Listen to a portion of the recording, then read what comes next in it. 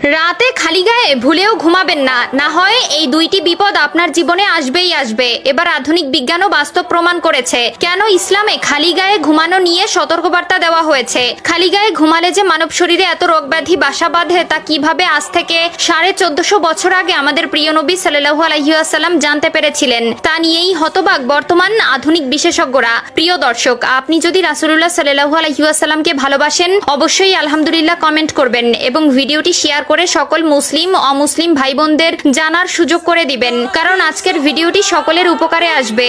এই তীব্র গরমে অনেক ইয়াং জেনারেশন এমনকি বয়স্করাও খালি গায়ে ঘুমানো পছন্দ করে এবং এটি যাদের অভ্যাস তারা অবশ্যই ভিডিওটি সম্পূর্ণ দেখবেন এবং ক্ষতি নাকি লাভ সেটা জেনে যাবেন। প্রথম কথা, ইমানদার মানুষের কখনোই খালি গায়ে ঘুমানো উচিত না, কারণ রাসূলুল্লাহ সাল্লাল্লাহু আলাইহি ওয়াসাল্লাম ঘুমানোর বিষয়ে তার উম্মতদের কিছু আদব শিখিয়ে গেছেন। যেমন বাতি নিভিয়ে ঘুমানো উচিত, উন্মুক্ত জায়গায় না ঘুমানো, খালি জায়গায় অর্থাৎ যেখানে কোনো বাউন্ডারি নেই সেই সকল স্থানে ঘুমানো উচিত নয়।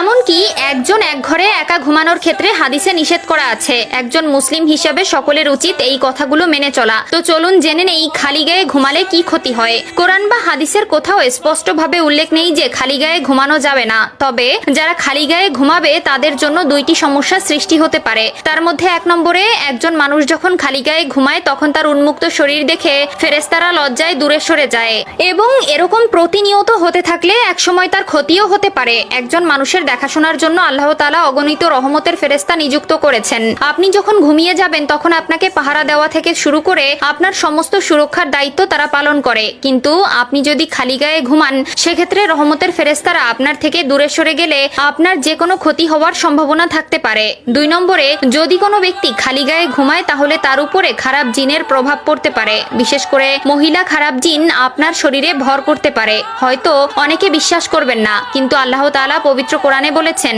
আমি মানুষ ও জিন জাতিকে সৃষ্টি করেছি আমার ইবাদতের জন্য। মানুষের মধ্যে যেমন ভালো মন্দ আছে তেমনি জিনদের মধ্যেও ভালো মন্দ রয়েছে। আপনার বাসাবাড়িতে যে ধরনের জিন থাকে এবং খারাপ জিনেরা আপনার ক্ষতি করতে পারে, আর সেই ক্ষতি থেকে সুরক্ষার দায়িত্ব নিয়েছে আপনার সাথে থাকা রহমতের ফেরেশতারা। আপনি ঘুমিয়ে গেলে হয়তো কোনো পোকামাকড় আপনার কান বা নাকের ছিদ্র দিয়ে ভিতরে ঢুকতে পারে, অথবা আপনার নানাবিধ সমস্যা হতে পারে। সেই সকল সমস্যা থেকে আপনাকে রক্ষা করে এই সকল ফেরেশতারা। যদিও কোরআন বা হাদিসে খালি গায়ে ঘুমানো নিয়ে কোনো নিষেধাজ্ঞা নেই, কিন্তু ব্যক্তিগত মত অনুযায়ী খালি গায়ে না ঘুমানোই উত্তম। প্রথম কথা, একজন ইমানদার মানুষের কখনোই খালি গায়ে ঘুমানো উচিত না, কারণ রাসূলুল্লাহ সাল্লাল্লাহু আলাইহি ওয়াসাল্লাম ঘুমানোর বিষয়ে তার উম্মতদের কিছু আদব শিখিয়ে গেছেন। যেমন বাতি নিভিয়ে ঘুমানো উচিত, উন্মুক্ত জায়গায় না ঘুমানো, খালি গায়ে না ঘুমানো, অর্থাৎ যেখানে কোনো বাউন্ডারি নেই সেই সকল স্থানে ঘুমানো উচিত নয়।